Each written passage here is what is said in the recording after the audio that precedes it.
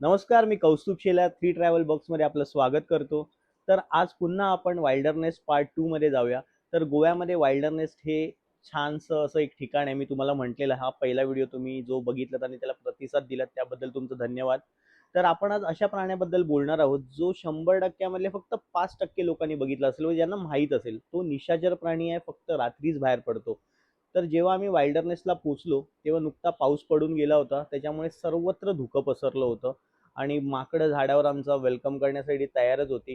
धुकं असल्यामुळे आणि खूप दाट झाडी असल्यामुळे दिवसा पण तिथे अंधार पसरलेला असतो. अंधारच होता थोडा.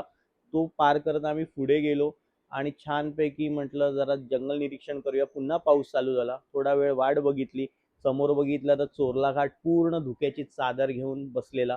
थोड्या वेळाने पाऊस कमी झाला. मी माझ्या रूममध्ये होतो. पाऊस कमी झाला तसं आम्ही बाहेर पडलो. बाहेर पडल्यानंतर मी आजूबाजूचं जंगल निरीक्षण करायला लागलो. फार सारे बेडूक, वेगवेगळे प्रकारचे मशरूम्स असे तिकडे काय खूप काय काय आहे. तर ते बघता बघता मग कधी संध्याकाळ झाली, संध्याकाळचा चहा घेतला आणि थोडं पुस्तक वाचत बसलो. पण रातकिडे आणि बेडकांचा एवढा प्रचंड आवाज होता की ते पुस्तक पण मला काही नीट वाचता आलं नाही. मग त्यानंतर मी थोडा वेळ बसलो पुन्हा जरा शांत आणि हळूहळू अंधार पडू लागला. अंधार जसा पडायला लागला तसं तिकडचं जे जंगल आहे, म्हणजे सगळीच जंगलं रात्री बोलतात ऑफकोर्स. ते तुम्हाला निसर्गाची आवड पाहिजे तेव्हाच कळतं. आणि रात्रीचं जंगल बोलायला लागलं, जिवंत झालं. तसं मी आणि माझा सहकारी विजेरी घेऊन बाहेर पडलो आणि आम्ही 5-6 ठिकाणी असे पायवाटा होत्या तिथनं फिरत होतो, निरीक्षण करत होतो आणि माझ्या अंगावर काटा आला अक्षरशः. म्हणजे मला बिलीव्हच नाही. जर निसर्गावर आपण खूप प्रेम करतो ना, तर तो आपल्याला भरभरून देतो आणि हे मी मनापासून सांगतो. माझ्या विजेरीच्या प्रकाशात चक्क एक हालचाल करणारा वनमानव होता.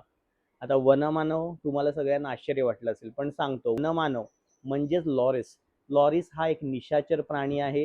झाडावर राहणारा, मोठ्या डोळ्यांचा, जो कीटक फळं खाऊन आपलं पोट भरतो. पण सध्या चोरटी शिकारी यांचा व्यापार आणि ब्लॅक मॅजिक यासाठी या प्राण्याचा मोठ्या प्रमाणात व्यापार होतो आणि त्याच्यामुळे हा सध्या धोकादायक यादीत त्याची नोंद झालेली आहे.